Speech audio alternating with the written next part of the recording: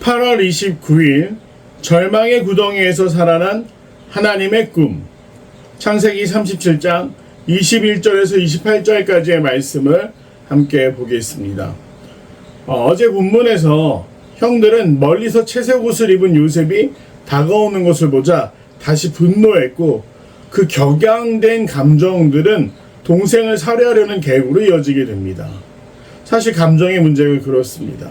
이성적인 판단을 못하게 하고 때때로는 참혹한 일을 서슴지 않게 부추기는 것이 바로 감정입니다. 이 분노한 형들이 동생에 대한 살해 계획을 세웠는데 한 형제만큼은 생각이 달랐습니다. 바로 르우벤이었습니다.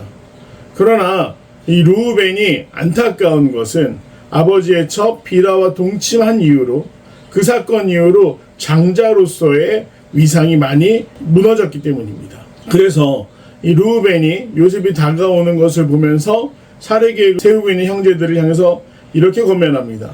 르우벤이 듣고 요셉을 그들의 손에서 구원하려 하여 이르되, 우리가 그의 생명은 해하지 말자. 그의 생명은 해하지 말자. 동생을 굳이 죽일 필요가 있겠는가?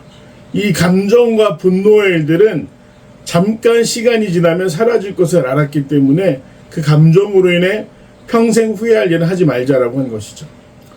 르우벤은 순간적인 감정에 사로잡히는 일이 얼마나 참담한 결과를 가지고 올 수 있는지 자신의 삶을 통해 정말 뼈저리게 후회하고 알고 있었던 사람입니다.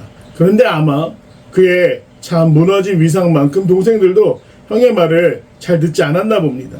왜냐하면 시간이 지나서 르우벤이 또 그들에게, 여기서 중요한 건 또라는 표현을 사용하고 있죠.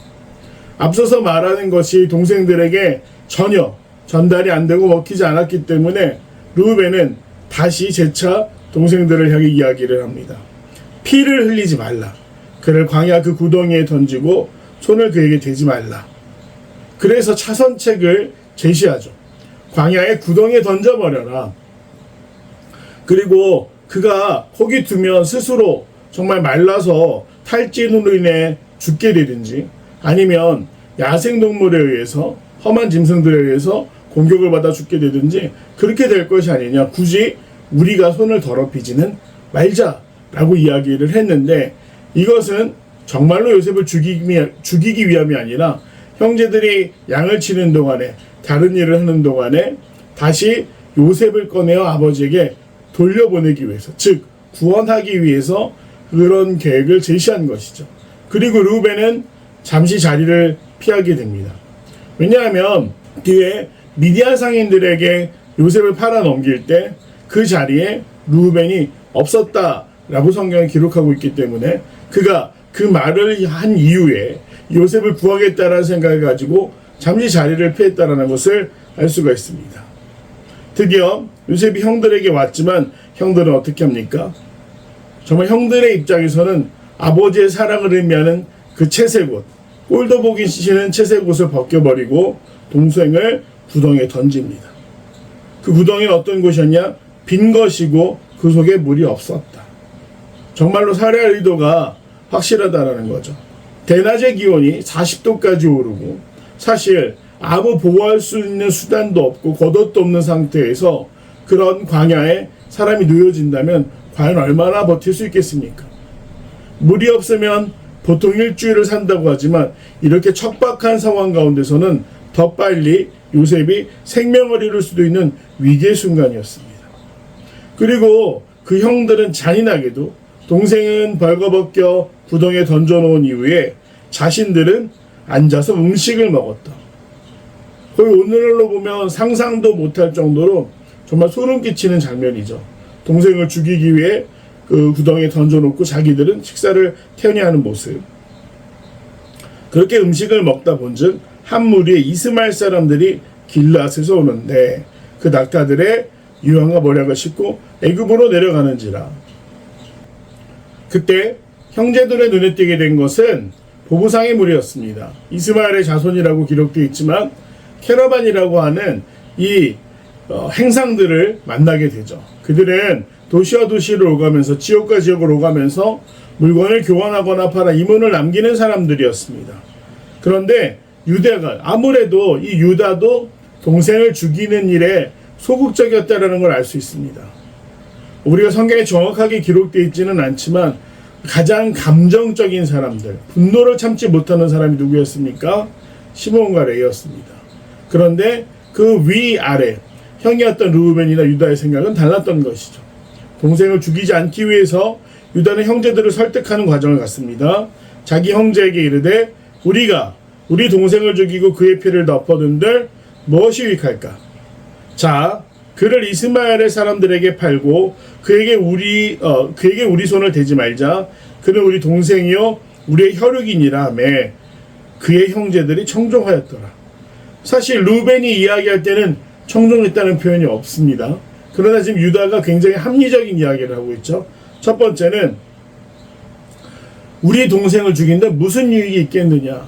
사실 이건 감정에 의한 일이기 때문에 우리에게 이득이 아무것도 없다. 이득이 없는 게 아니라 평생 그 죄책감을 가지고 살아야 되지 않겠습니까? 구덩이에 갇혀있던 요셉이 가만히 있었겠습니까? 저는 이 장면에 기록되어 있지는 않지만 굉장히 애초로웠을 것입니다.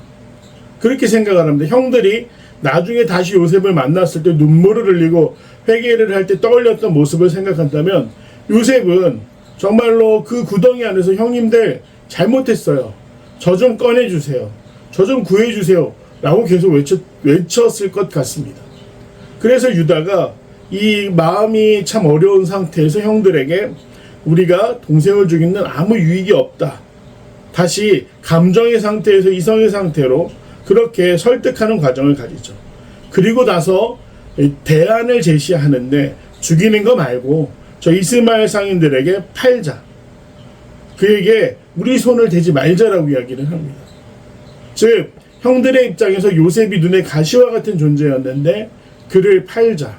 어차피 자신들이 목적으로 하고 있는 요셉을 자신들의 눈앞에서 치우는 것은 행동으로 옮기되 죽이는 것은 하지 말자. 그리고 나서 그는 우리의 동생이고 혈육이고 우리 가족이다라는 것을 다시 한번 강조하죠. 사실 유대의 이 말은 굉장히 설득력이 있었고 형제들이 듣고 난 이후에 청종한 이후에 그 미디안 상인들에게 요셉을 팔게 됩니다. 은 20에 그를 팔았다.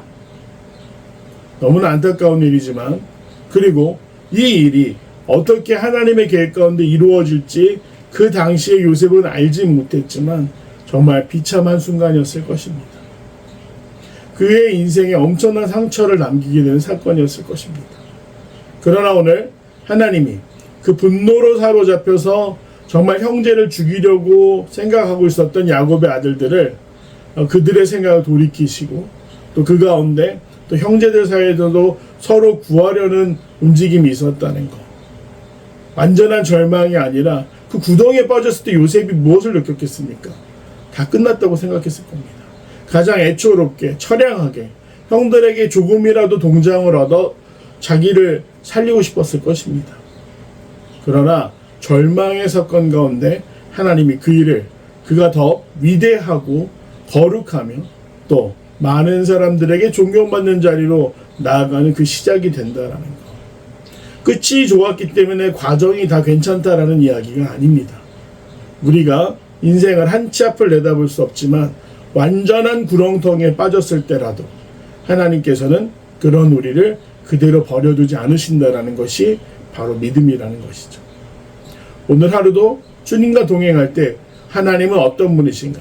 우리가 하나님에 대한 신뢰와 믿음을 잃지 않고 하나님의 도우심을 기다릴 수 있는 멋진 하루가 되기를 간절히 소망합니다.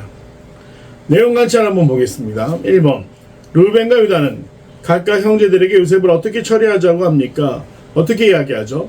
르우벤은 피를 흘리지 말자. 그를 구덩이에 던져주자고 얘기했고 유다는 피를 흘리지 말자라는 것에서는 똑같이 이야기하고 그를 이스마엘의 상인, 미디안 상인들에게 팔자라고 이야기를 합니다. 형들은 꿈꾸는 자 요셉을 어떻게 처리합니까? 유다의 말대로 미디안 상인들에게 은 20을 받고 팔아 넘깁니다. 연구와 묵상. 하나님께서는 왜 요셉이 형들에게 무기력하게 노예로 팔리도록 허용하십니까? 사실 그 상태에서 집으로 돌아간다 생각해 보겠습니다. 요셉의 마음에는 무엇이 나왔습니까? 평생 형들을 용서할 수 없는 상처, 그러나 힘은 없는 상태. 왜냐하면 그 위로 10명의 형들이 있지 않았습니까? 형들의 입장에서는 언젠가 요셉을 반드시 해치겠다라는 생각을 가졌을 것입니다. 왜냐하면 신뢰가 깨졌기 때문이죠. 아버지는 계속 편애를 할 것이고 자신들이 죽이려고 했던 시도를 요셉이 알고 있었기 때문에 요셉의 힘이 커지기 전에 언젠가는 어떻게든 보복을 하려 했을 것입니다. 그래서 요셉은 그렇게 팔려나가지만 오히려 안전하게, 그리고 그가 가진 재능을 10분 발휘해서 인정받을 수 있는 자리로 나아가게 됩니다. 4번 느낀 점입니다. 요셉이 버림받은 것이 아니라 하나님의 섭리 가운데 인도됐다는 사실을 보며 무엇을 느낍니까? 내일 일을 알 수 없다는 것을 느끼게 되죠.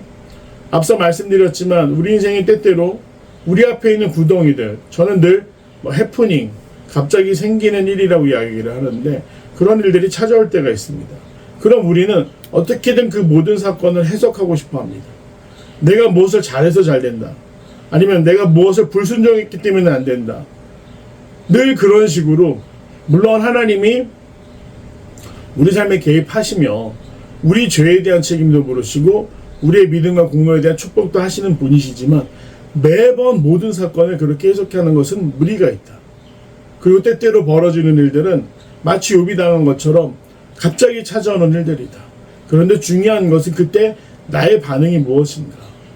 요셉이 낙심하고 절망하고 분노 가운데 살아갑니까? 아닙니다. 요셉은 그가 노예로 팔려간 이후에도 그것에서 최선을 다합니다. 그러기에 하나님의 섭리라는 것이 오늘 우리가 이해할 수 없지만 하나님의 결말이 무엇인가? 우리가 주일 설교를 통해서 들었지만 하나님의 결말이 무엇입니까? 가장 선하고 자비하신 하나님이시다. 그래서 우리가 하나님의 섭리, 하나님의 인도하심이 무엇인가? 하나님은 끝끝내 우리에게 가장 선한 일을 이루신다라는 그 믿음을 놓치지 않는 귀한 성도들이 되시기를 바랍니다. 결단과 적용입니다.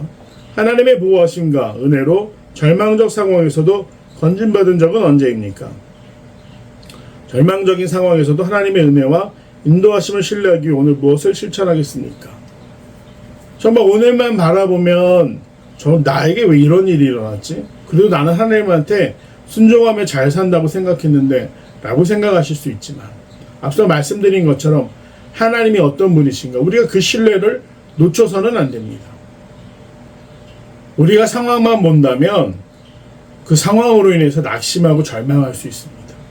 하지만 나와 동행 하시는 하나님이 어떤 분이신가? 이것을 내가 감당해야 되는 부분이라고 한다면 그것은 훈련이 됩니다. 그렇기에 하나님의 결말을 기대할 수 있는 귀한 성도들이 되시기를 간절히 소망합니다. 각자 어떤 상황 가운데 있는지, 어떤 일이 나를 힘들게 하는지는 다릅니다. 오늘 하루가 항상 행복한 일만 가득할 거라고 감히 말할 수가 없습니다. 그러나 우리가 기대해야 되는 것은 무엇입니까? 하나님이 나에게 어떤 분이신가? 나에게 가장 선하고 좋은 일을 이루어주시는 그 하나님을 신뢰하는 믿음. 그것이 아무리 절망적인 상황 가운데서도 우리가 내일을 기대할 수 있는 이유라는 것 기억하시면서 오늘 하루도 하나님은 나에게 선한 결말, 자비하신 결말을 주시는 분이라는 그 믿음을 잃지 않고 기억하고 또 삶으로 지켜낼 수 있는 더 필그림 교회 귀한 성도들이 되시기를 간절히 소망합니다.